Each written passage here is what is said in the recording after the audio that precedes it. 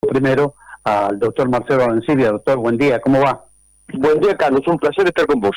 Bueno, igualmente, doctor. Bueno, creo que el tema, el cierre de la AFIP, merece alguna consideración, algún análisis por la premura del caso, diría la crónica policial, ¿no? Sí, primero hay que decirle a la sociedad y a los contribuyentes que esto no significa que se va a dejar de pagar impuestos. Para el contribuyente nada cambia. Lo que va a cambiar es, bueno, la forma de organizar lo que hasta ayer era la AFIP y que ahora se va a llamar ARCA, que es, digamos, la conjunción de la recaudación de impuestos y de la aduana. Creo que con un anuncio del gobierno donde hace mucho hincapié en la eliminación de más de 3.000 puestos de trabajo, 3.155 para ser más preciso, personas que no son contratadas, sino que son de planta, circunstancia que seguramente va a provocar una discusión judicial. En San Juan se habla que un porcentaje importante de empleados de la AFIP van a ser despedidos con esta reorganización. El gobierno dice que son designados políticamente por el gobierno de Alberto Fernández. Bueno, esto claramente lo va a tener que va a resolver la justicia. Y también se dice de que habría una poda muy importante en cuanto a los ingresos de los empleados de la AFIP. Bueno, la directora de la AFIP está por encima de los 30 millones de pesos y hay que decir que es un cargo político. Entiendo que no es el ingreso de los empleados de planta y sí, bueno, creo que como todas las cosas que se está discutiendo en Argentina, no tiene que haber algunos privilegios, una situación económica tan angustiante como la que estamos atravesando, porque el gobierno lo que hace hincapié es fundamentalmente sobre una comisión o un complemento por productividad. Eso, bueno, claramente debiera ser discutido dentro del ámbito paritario.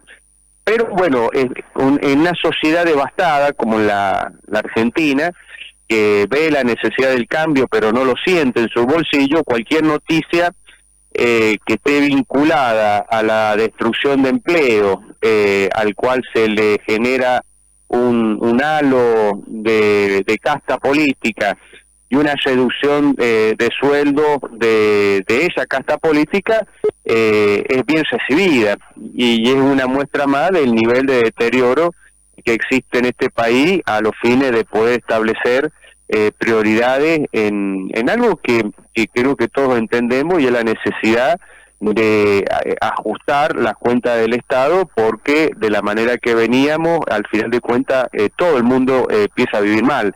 La cuestión es si este tipo de medidas van a estar o no relacionadas a un mejor servicio, a terminar con privilegios, o lo que muchos intuimos con preocupación es la utilización de la AFIP para fines que no son la de la recaudación. ¿Y por qué digo esto? Porque lo que preocupa de sobremanera son las personas que han sido designadas para cubrir el área tributaria y aduanera. Son dos personas que tienen una fuerte vinculación con los servicios secretos, cuyo paso por la administración pública en gobiernos anteriores, fundamentalmente el de Néstor y de Cristina Fernández de Kirchner, como es el caso del que va a estar a cargo de la agencia tributaria, que fue conocido públicamente cuando encabezó un operativo de represalia contra el Grupo Clarín, que era en realidad un operativo en contra de la libertad de prensa y de expresión, cosa que estamos viendo en Argentina hoy día. De hecho, a la par que se anunciaba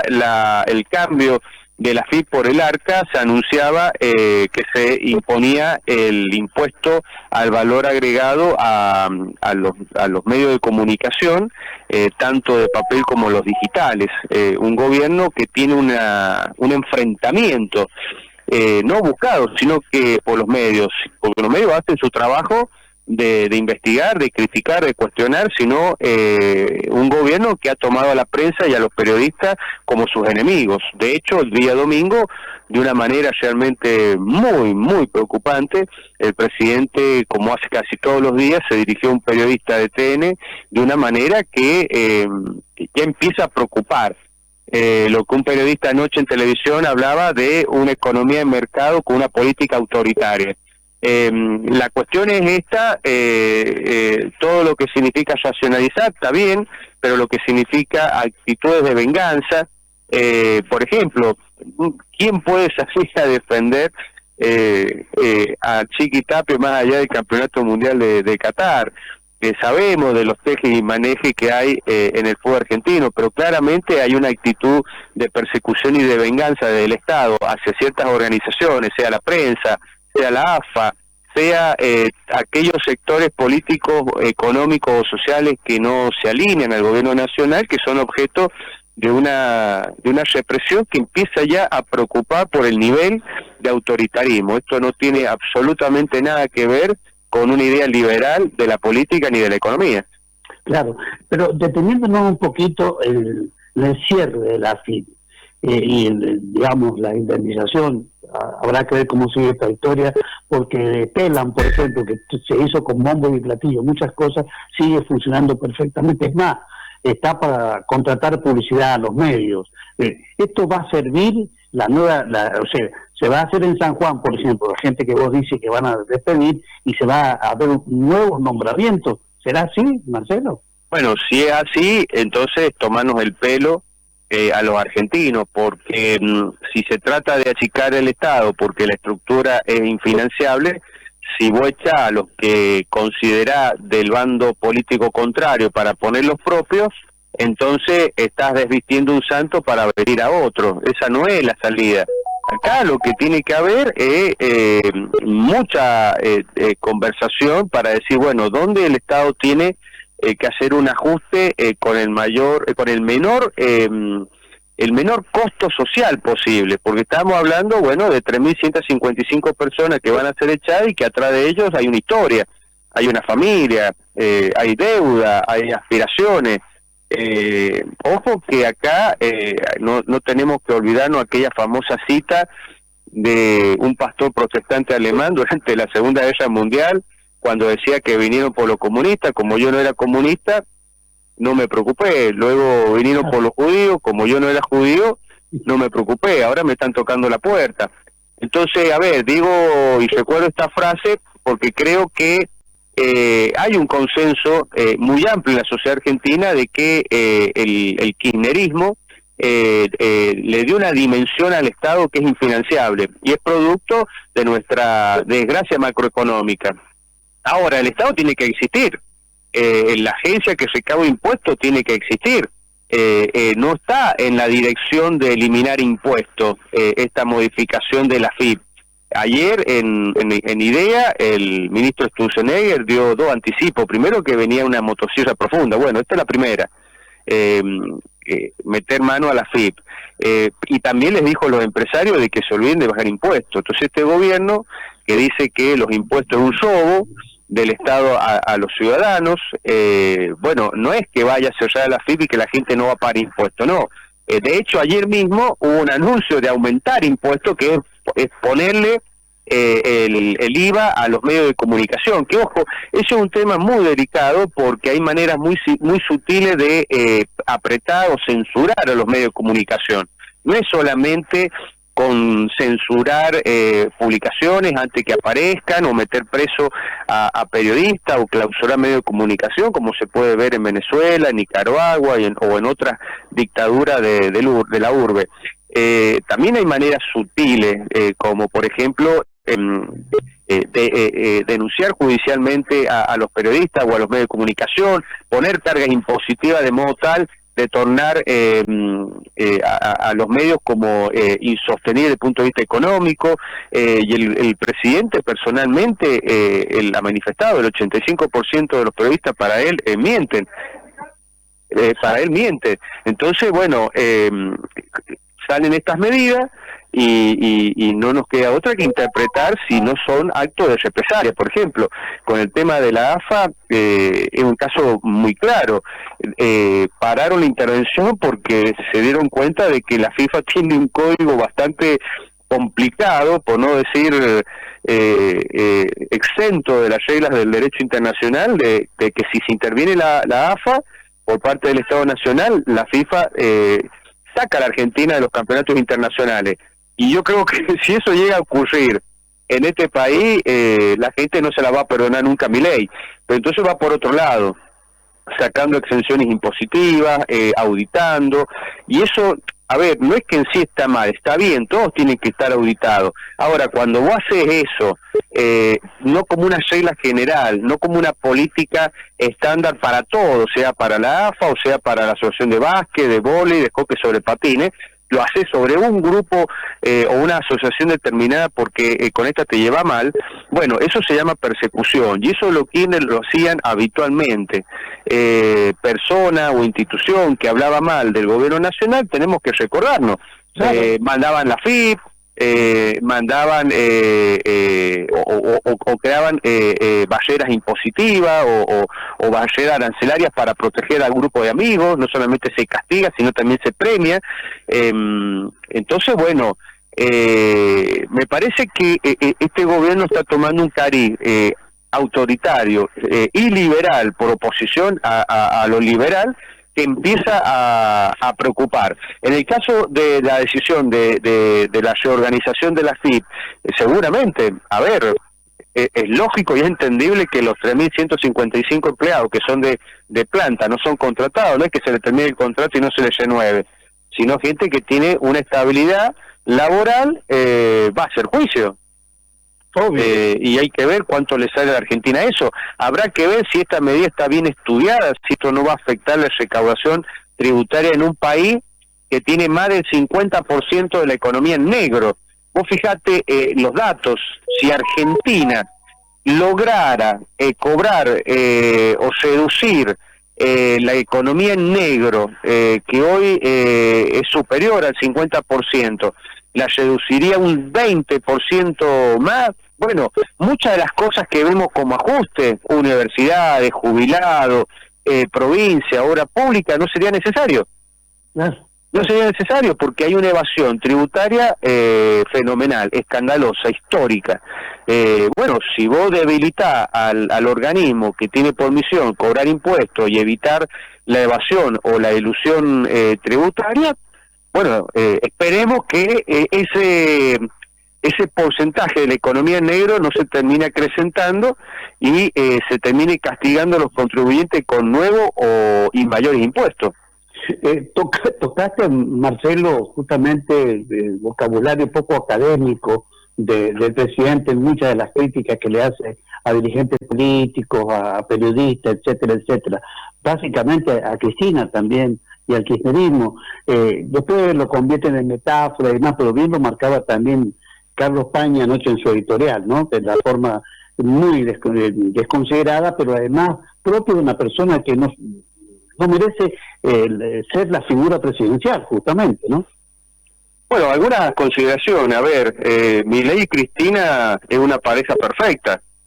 Ellos se repotencian, insultándose uno al otro y polarizando y tomando la centralidad del debate político en Argentina, que no es debate, sino que es una cloaca directamente. En segundo lugar, Milei, como lo hacía Cristina, o en su oportunidad Néstor, con esa violencia verbal incita hacia abajo a otro tipo de violencia, que ya se está viendo, con mucha preocupación, porque este ajuste está generando un conflicto social, donde pareciera que los tiempos indican que para hacer política hay que ser provocador, hay que ser insolente, grosero y violento.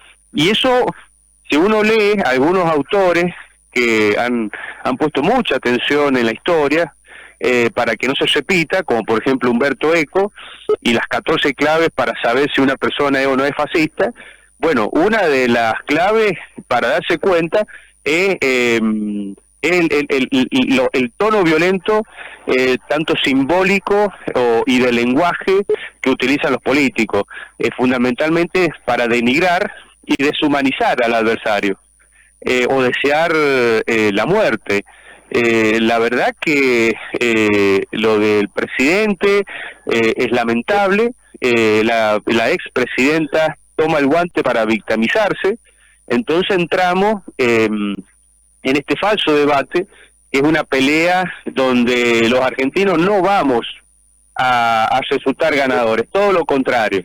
Y hay que agregar también que esta forma que se maneja el presidente insultando permanentemente a todo el mundo, o al menos a todos el que no está de acuerdo con él, ojo que es causal de juicio político, porque ser presidente de la nación implica muchas obligaciones y obliga a tener un carácter muy particular, respetuoso de las instituciones y respetuoso de la ciudadanía. Y vos fijate que él permanentemente dice que él gobierna para los argentinos del bien. Bueno, ¿quién decide que una persona es de bien o es del mal? ¿Quién integra la fuerza del cielo y quién integra la fuerza de los siniestros? En un sistema republicano, en definitiva, sacando las cuestiones religiosas, es la justicia quien decide que una persona ha cometido un delito, por lo tanto un delincuente, y quien no. Ahora, si vos en la política empezás a señalar este es bueno, este es malo, este es un demonio, este es un ángel, te convertís en lo que se conoce como un marcartista, en un discriminador, y eso también es muy peligroso para la cultura y la convivencia política de los argentinos. Y vuelvo a insistir, son causales para destitución. Entonces, y no lo digo yo, ni una cuestión caprichosa o arbitraria mía, eso está en la Constitución. Entonces, bueno, sería muy bueno que esto se revertiera. Yo escéptico. El presidente, como los Kirchner en su oportunidad, están en una carrera donde ellos consideran que si llegan a aflojar van a perder la consideración de la sociedad, del porcentaje de la sociedad que lo apoya fanáticamente. Entonces, al que hay que dirigirse es a esa sociedad para que vaya exigiendo una moderación en las conductas, en la forma de expresar y empezar a revalorizar algunas cuestiones que hacen a la civilidad y a la convivencia humana.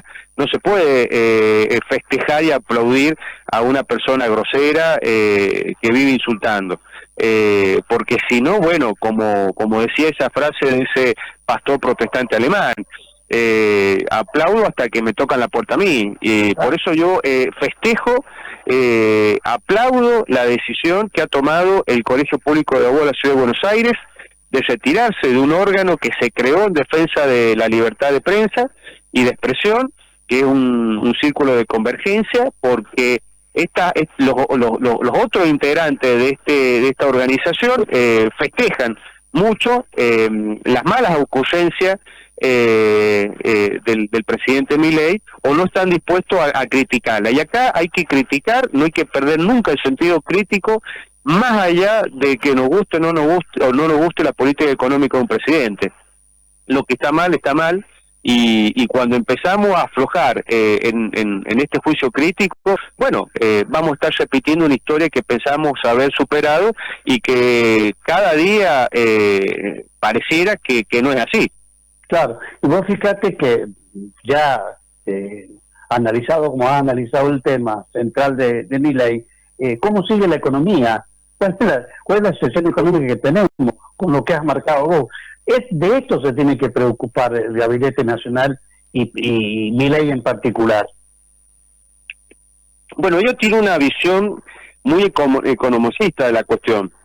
Hoy por hoy los mercados están festejando algunos resultados económicos, pero bueno, los mercados ven la ganancia rápida en países emergentes o en crisis como la Argentina, pero eso no significa de que estemos bien desde el punto de vista institucional, o que la sociedad que está padeciendo el ajuste, más allá de que advierte que la inflación baja pero los servicios suben,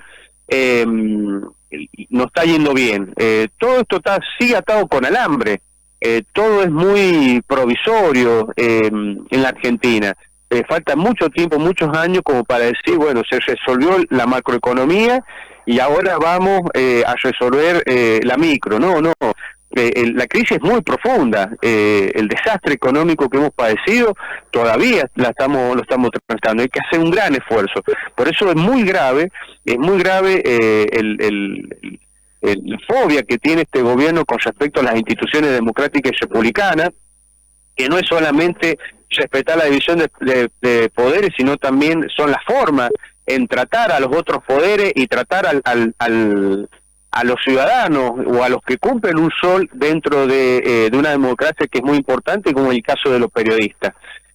Atacar a la justicia y atacar a los periodistas, bueno, no es una manera correcta de defender esa institución. Y por otro lado, Milei recibió un país devastado, que fue empobrecido a más no poder por parte del gobierno nacional, y si bien el ajuste implica tomar medidas duras, difíciles, y aun cuando se tomen medidas que son correctas, alrededor explotan 5, 6, 10 bombas y generan nuevos problemas.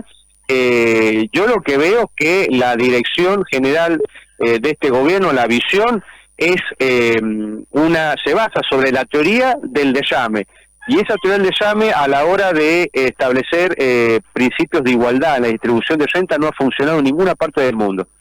Fundamentalmente en los más desarrollados, donde hay más libertad y más igualdad. Entonces, este debate sobre la igualdad de oportunidades es un debate urgente, que no lo podemos postergar hasta que esté controlada la inflación, salgamos del cepo cambiario y nos volvamos a integrar a los mercados internacionales, ya sea de crédito o por exportación o por importación, porque si no vamos camino a una sociedad dual donde va a estar la gente rica, que va a tener un nivel de vida típica del primer mundo, y una gran mayoría sumergida en la pobreza, trabajando incluso en blanco, pero no llegando siquiera a la quincena. Entonces, bueno, toda esta cuestión hay que debatirla, y un presidente no permite ese debate, porque inmediatamente o se sale a insultar o utiliza la CIDE, y ahora posiblemente también el ARCA, como le van a poner, para perseguir a los disidentes. Leí ayer un artículo que recordaba una frase de un revolucionario de la Revolución Francesa del siglo XVIII, para caracterizarlo a Robespierre, que el gran, digamos, censor, el gran purista de la Revolución Francesa, que no sabía distinguir el disidente del enemigo. Para Robespierre eran todos enemigos, entonces los mandaba todos a la guillotina. Y en democracia, en una república, hay que tener un nivel de sutileza para saber distinguir lo que es un disidente a un opositor. El disidente no necesariamente quiere tu fracaso, al contrario, te critica para que las cosas se arreglen y funcionen. El opositor tiene una visión distinta de los rumbos político-económicos, que es absolutamente respetable y que pondrá a consideración del electorado cuando haya una elección. Pero si vos al mero disidente, llámese un Pichetto, llámese un López Murphy, un Bonelli, un Cavallo, con los cuales uno puede o no compartir mucho pocas cosas, y los trata como si fueran enemigos, monstruos, o los deshumaniza tratándolo de estiércol o de basura, y bueno, estamos en problemas. Es imposible resolver el drama argentino con una personalidad que no está equilibrada, como en el caso del presidente. Y ojo, no es porque sea una cuestión de que él tenga un problema de equilibrio emocional en particular, es un sistema que está estudiado y que está puesto en práctica a nivel mundial en las democracias, porque se está convencido de que uno se gana elecciones y se mantiene en el poder a medida que socava los cimientos de la democracia y utilice para sí la ira de la gente en su favor y en contra de lo que él considera desde el opositor a la mera disidencia. En una Argentina que no tenemos que olvidar nuestro pasado reciente, a partir de la lamentable y preocupante fotografía que se saca la vicepresidenta con Isabel Martínez de Perón, que en este país hubo un dictador, Saint James, que un día dio un discurso y que dijo que ya habían terminado con la guerrilla, ahora iban contra sus simpatizantes y después iban a ir contra los indiferentes. Bueno, si vos tenés actitud contra todas las personas que puedan que cumplen un rol de periodista o de simple ciudadano y que tiene una visión crítica de tu gobierno en todo o en parte, y tu reacción es aplastarlos, bueno, si eso no es fascismo, si eso no es ser un iliberal, estamos pegando en el palo, y esto es muy preocupante. Claro que sí. Y bueno, los observadores políticos en general en Buenos Aires están diciendo que toda esta manera de uno y otro tiene que ver con un proyecto que todavía no se cristaliza, pero está en la puerta. Cuando haya quórum, lo van a hacer, o cuando esté dadas las condiciones parlamentarias, y tiene que ver con la designación de Ariel Lijo y Mansilla. Creo que esta va a ser la tortilla del postre en esto que estamos diciendo, la interna del PJ también, que es otra farsa, ¿no? Sí, obviamente la interna del PJ es una carrera hacia adelante de Cristina Fernández de Kirchner y su lucha por mantener su libertad personal. Yo creo que con 70 años seguramente, si la condena es confirmada, luego por la Cámara de Casación y finalmente por la Corte y las demás causas penales que vienen atrás, va a tener una prisión domiciliaria, pero va a ser una condena y la va a cumplir en los términos que establece el Código Penal y las leyes reglamentarias, pero nadie le va a quitar el San Benito de un juicio que el propio sistema republicano le está llevando y le va a llevar adelante y poner a Cristina en el lugar que corresponde, como una persona que ha cometido delitos y que le ha hecho mucho daño a la Argentina. Por eso ella ahora busca desesperadamente un cobijo, una guarida, y va a ser el PJ. ¿Cuál va a ser el resultado? Bueno, el justicialismo hace mucho tiempo dejó de ser un movimiento, esa visión que tenía Perón de que todos éramos peronistas en el fondo, es un partido, representa una facción que se ha ubicado en una izquierda nacionalista con una visión económica muy retrógrada. Tal vez en ese sentido Cristina y Kicillof son la máxima expresión de esa visión económica antigua, vieja, que no funciona, ni acá ha funcionado ni en el mundo, y que está arrastrando a lo largo y a lo ancho del país a una dirigencia que cada día es más insignificante en cuanto a lo que el peronismo pueda representar para la Argentina. Y yo te traigo a San Juan en ese sentido. Vos fijate que en San Juan el justicialismo tiene una mayoría en la legislatura, podría bloquear al gobierno de Marcelo Rego, pero no lo hace porque no puede sacarse de encima su concepción de la rosca política y no los representa a la sociedad un modelo alternativo, ni al de Orrego en San Juan, ni al de Milei a nivel nacional. Yo veo a los dirigentes justicialistas ir a los medios de comunicación y hablar como que la elección del 2025 ya está guardada en el bolsillo y que es cuestión de tiempo para que vuelvan al poder 2027. Y me da la sensación de que ellos representan ya una minoría en la Argentina, en San Juan, que no han hecho la autocrítica del daño que le han hecho a la Argentina y a la provincia de San Juan, que no son capaces de hacer una renovación. Por lo tanto Cristina a nivel nacional como Giorgia Uñac a nivel provincial son dos tapones que impiden el debate y el resurgimiento de nuevo liderazgo. En San Juan ya se hizo, y no, vos ves en la legislatura discursos encendidos en contra de los proyectos que manda el Ejecutivo Provincial, pero terminan votándolo, ya sea haciendo parar a algunos diputados para ausentarse o mandando a algunos diputados a votar con el oficialismo. Y esto ocurre no porque exista en el fondo un pacto espurio entre el oficialismo y la oposición, sino simplemente porque el justicialismo no tiene algo que ofrecer a la sociedad más que bajar la cabeza y acompañar silenciosamente no silenciosamente, con un acting al gobierno provincial. Esperemos que esto sea así y pueda el gobierno de Orrego avanzar con reformas estructurales que la provincia necesita, y es una manera de desmontar un sistema de Estado que el peronismo fue diseñando, pergeñando, porque ellos creían que el poder era para siempre, y la sociedad el año pasado le dijo muy bien claro que no era para siempre. Así que bueno, esto es lo que hay. Creo que también lo decía anoche el periodista Pañi, bueno, Milei, que cada vez es más criticado, incluso por sus propios votos, sigue siendo la figura central de la política argentina, porque enfrente no hay nada, y si lo que hay enfrente es Cristina Fernández de Kirchner, y bueno, habrá Milei para mucho tiempo, pero yo creo que tiene que salir, va a salir seguramente una alternativa democrática, republicana, y que una vez por todas venza a estos populismos, ya sea de izquierda o ultraderecha, que han gobernado la Argentina la mayor parte de estos últimos 20 años. Claro, tocaste justamente el exitismo del peronismo en las elecciones anteriores, las que perdieron, pero ellos salían a decir que eran ganadores absolutos, y va a pasar mismo ahora, y lo siguen haciendo porque el Congreso del PJ en San Juan también tuvo su reunión secreta el domingo pasado, y bueno, se armó la lista como la mandaron los jefes naturales de uno y otro bando, que manejan la unidad como una prenda de éxito el día de mañana, cuando la sociedad ya tiene claro quién es quién en la provincia, ¿no?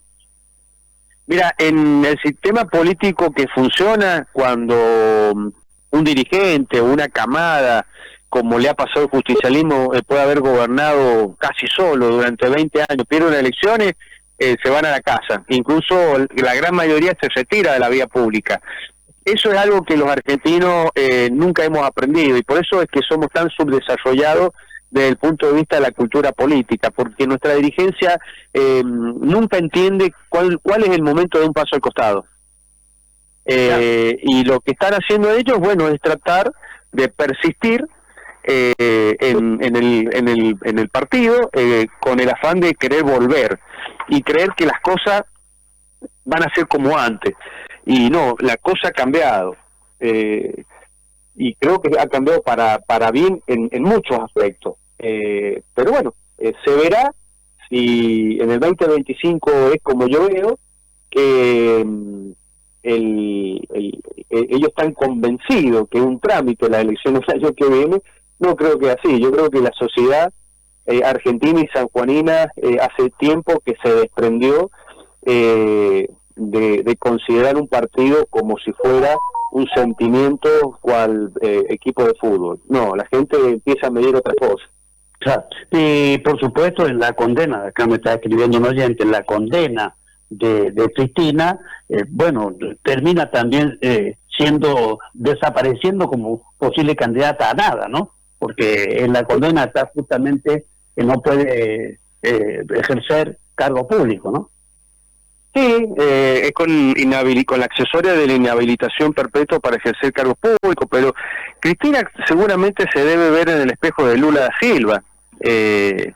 Claro. Ella, bueno, es una experta en victimizarse ante la sociedad.